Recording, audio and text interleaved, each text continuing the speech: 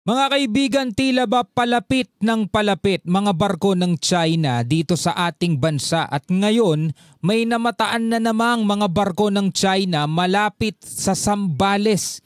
China Coast Guard to mukhang tayo ata ang binabantayan mga kapatid, hindi na yung coastal area nila no? So pag-usapan natin to mga tol. I'm just a young nigga chillin' on it. First time I seen ice was a Alright mga kapatid, welcome ulit sa ating bagong video, reaction, review, commentary, opinion, criticism at kung ano-ano pa. So etong panonoorin natin ay mula sa 24 oras. Okay? So ito ang source ng balita mga kapatid na ating hihimayin at bibigyan natin ng reaksyon, komentaryo, opinion. Alright? So samahan ninyo ako mga kapatid at pag-usapan natin to, pero bago yan huwag niyong kalimutan mag-subscribe, click nyo na rin ang notification bell para ma-notify kayo whenever na may mga bago tayong reaction video tulad nito. At kung ikaw naman ay nanonood sa ating FB page, huwag mo rin kalimutan mag-follow and like. Nasa 157,000 na po tayo. Maraming salamat. So eto na nga papalapit ng papalapit mga tol ang mga barko ng China Coast Guard, Coast Guard. Supposedly, di ba dapat pag sinabing Coast Guard, ang binabantayan niyan, ang ginagard niyan yung kanilang coastal area, di ba? Pero malapit na sila sa may Zambales mga tol Alamin natin ang buong detalye mga kapatid. Panoorin na natin to. May namataan na namang mga barko ng China malapit sa Zambales. Pinalilibutan din ng mga barko ng China ang Baho de Masinloc. At nakatutok si JP Soriano. So bantay sarado na talaga nila yung Baho de Masinloc. Mukhang talagang desidido sila na ituloy yung pinaplano nilang nature reserve. Which is ang sinasabi nga ng ating mga eksperto dyan, di ba? Kailangan nating maghanda at bantayan. Kasi baka matulad lang to doon sa ibang mga inokupan na nila na kunwari, nung umpisa, nagtayo lang sila ng mga shelter para daw doon sa tuluyan ng mga mangingisda nila kapag masama ang panahon. Hanggang sa dinaglaon mga tol, isa na siyang malaking isla. Ito ang matindi mga tol, kung titignan nyo mapa ito yung Pilipinas, sobrang lapit lang mga kapatid ng Baho de Masinloc. Imagine mo kung biglang magkakaroon ng China base doon. 'Di ba? Tuloy natin. You are directed to cease and desist from conducting illegal maritime patrols.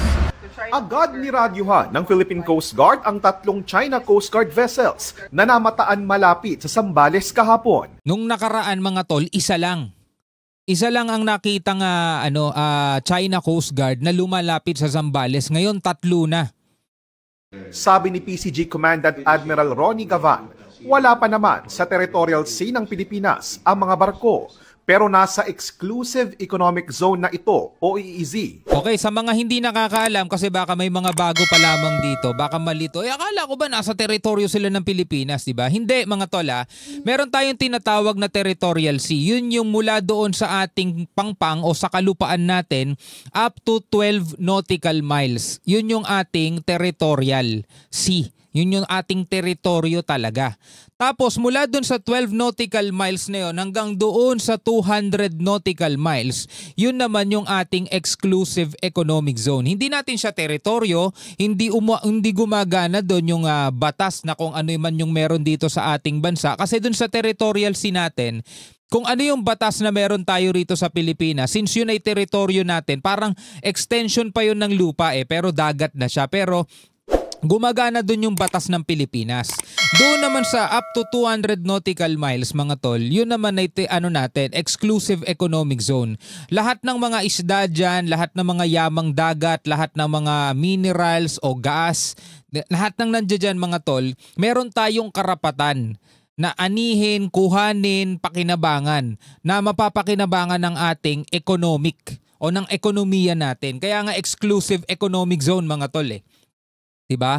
Pero etong China, mga kapatid, lagpas-lagpas na sila doon sa 200 nautical miles nila kasi meron din sila nun Lagpas-lagpas na sila at umabot na sila hanggang dito sa ating EEZ. Naiintindihan nyo? So sana nuggets ninyo ng Pilipinas. Yan ay kahit ibinasura na ng 2016 arbitral ruling ang pag-aangkin ng China sa West Philippine Sea at iba pang bahagi ng South China Sea na pinalibutan ito ng kanilang 9-dash line. The Chinese has been trying to get close. Siguro partly because of the weather or maybe because of their efforts to normalize their illegal patrol operations in the area. So what the Coast Guard did, and we have been doing it, we have been resisting by persistently patrolling the area. Malapit din ang mga namataang barko sa Baho de Masinloc na bahagi ng teritoryo ng Pilipinas. Batay sa mga datos at imahe mula sa Automatic Identification System o AIS data at Skylight, pinalilibutan ang Baho de Masinloc na mga barko ng China. Kaduda-duda ang mga kilos ng kanilang barko batay sa imaheng ipinakita ng isang American professor sa isang security forum. Grabe, no? Tignan mo yung tsura, parang drenowingan ng ginanon, no? Yun yung mga ano nila, dinaanan nila, yung mga pinaglibutan nila. Sila yung mga kulay kahel at dilaw sa imahe. These are vessels that are moving at a slightly slower speed, and they're moving in a back and forth motion, indicating or suggesting to me that they're guarding this area. Ang last monitoring was as of last week, yung na-report natin na may 4 sa Baho de Masinloc area. And then yung 3, malapit sa Baho de Masinloc, yung isa is between Scarborough and mainland Zambales. They have been trying to normalize their illegal patrol operations. And what we in the Coast Guard has been doing consistently is to challenge that illegal presence there. Gusto ko lang linawin ulit sa mga pro-China. Hindi inaaway ng Pilipinas ang China. Tandaan ninyo yan mga tol, no? Hindi nakikipag-away ang Pilipinas sa China. Iginigiit lang natin yung ating karapatan batay na rin sa international law at sa UN Convention on the Law of the Sea. Batas sa karagatan, Law of the Sea. No, iginigiit natin yung ating karapatan. Parang ganito na lang mga tol, no? Para mas madaling maintindihan din ng mga pro-China dyan. Kahit kayo hindi kayo papayag, eto bahay ninyo, eto bakuran ninyo, sakop pa yan ang lupa ninyo. Kasama yan sa binabayaran yung amilyar. So ibig sabihin, lupa nyo yan. Ngayon yung kapitbahay nyo, inuurong yung mohon niya hanggang sasakupin na yung bakuran ninyo. Tanong, kayo ba hindi kikilos? Kayo ba hindi kikibo? Kayo ba walang gagawing aksyon? Diba? O pag nasagot nyong hindi, hahayaan lang namin. Kayo yun.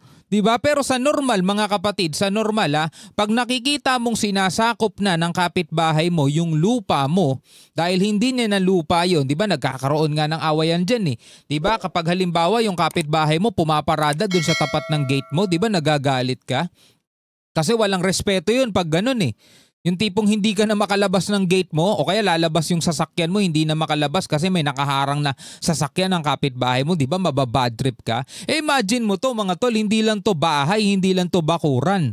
Exclusive economic zone ng Pilipinas to na dapat pinakikinabangan ng mga Pilipino. Nang hindi lang mga tao ngayon hanggang sa mga susunod pang henerasyon. Di ba? Kailangan natin makuha yung mga likas na yaman dyan, yung mga langis, yung mga natural gas na mapapakinabangan sana natin. Ang problema mga tol, kita nyo naman Diba? Ang ginagawa ng China mga tol, binabraso tayo sa pamamagitan ng pagpapadala nila ng napakaraming barko, malalaking mga barko, hindi lang basta-basta mga maliliit na barko pinapadala nila mga tol, mga higante, mga dambuhala, naglisisiliitan yung mga barko natin Tapos ito matindi, ang sinasabi nila, ang naratibo nila mga tol, tayo daw yung nagpo-provoke sa kanila. Biruin mo yung exclusive economic zone na nga natin yung pinapasok nila, tayo pa yung nagpo-provoke sa kanila. Ito masakit nun, kinakampihan pa sila ng mga pro-China rito sa Pilipinas. Di ba? Ang tindi nun. Wala pang tugon ang Chinese Embassy kaugnay nito. Ayon sa Presidential Office for Maritime Concerns, bibigyan ng gobyerno ng Pilipinas ang mga Pilipinong mangingisda sa West Philippine Sea ng mga radio communication devices, panggasolina at iba pang gamit para makatulong sa pagbabantay laban sa illegal na panghihimasok sa West Philippine Sea. Nang matanong kung mag-aala Chinese militia na rin ba ang mga Pilipinong mangingisda. Wala ho tayong intention na ganon, but more on capacitating and enabling our fisher folks to help government monitor what's happening in the West Philippine Sea. We can never do that given the amount of resources they give to their militia. They're really part-time soldiers. That is not what our people want. That is not what they expect either. Tama. Para sa GMA, Diba? Mga kapatid, nakakaawa naman kasi talaga yung mga mangingisda natin. Diba? Yung iba kasi walang pakialam kasi maganda buhay ninyo eh. Diba? Nakakapagtrabaho kayo pero etong mga to, lumaalis sila 2 linggo. Nawawala sila sa piling ng mga pamilya nila para lang makapangisda. Inaasahan ng asawa nila, ng mga anak nila, pagbalik nila marami silang huli para maganda ang kanilang buhay. Diba? Ang problema mga tol, dati back in the day, nakakapangisda sila doon sa Scarborough Shoal, nakakapasok sila doon kasi nga traditional fishing ground. Diba? Hindi lang ng Pilipinas, ng China, ng Vietnam, ng ibang bansa, hindi naman natin inaangkin yun eh. Ang inaano lang natin, karapatan natin makapangisda doon. Kaso mga kapatid, hindi pa nga tayo nakakalapit doon sa Baho de Masinloc, tinataboy na yung mga mangingisda natin eh. Biruin mo yan tinataboy nila. O diba? Nasa EEZ natin yun. Kaya dapat nakikita ng gobyerno natin yan eh. Nakikita yan ng mga mambabatas natin na gumagawa ng batas, diba? Naglilingkod sana sa Pilipinas. Yun ang masama kasi mga kapatid, nakakakita tayo ng ibang mga mambabatas na hindi man lahat pero may mga nakikita tayo na tila ba parang mas pinapaboran pa nila yung presensya ng China eh. Diba? Anyway, bilang mga Pilipino, ano ang inyong masasabi rito? Comment na lamang kayo sa ibaba. Hanggat sa muli, ako nga pala si Shobaldi. Peace out.